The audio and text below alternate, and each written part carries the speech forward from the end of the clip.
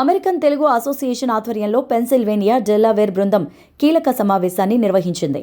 Pennsylvania, Delaware, Maryland, Virginia రాష్ట్రాల నుంచి దాదాపుగా 50 మంది ఆటా సభ్యులు ఈ ఆత్మీయ సమ్మేళనంలో పాల్గొన్నారు.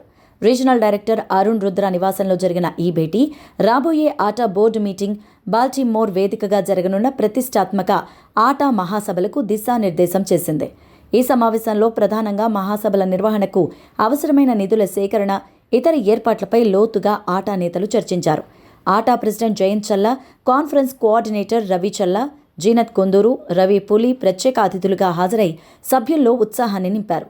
సమిష్టి కృషితో బాల్టిమోర్ సభలను విజయవంతం చేయాలని జయంత్ చల్లా పిలుపునిచ్చారు. టీం వర్క్తో కాన్ఫరెన్స్ లక్ష్యాలను సాధిస్తామంటూ ఆటా నేతలు ధీమాను వ్యక్తం చేశారు.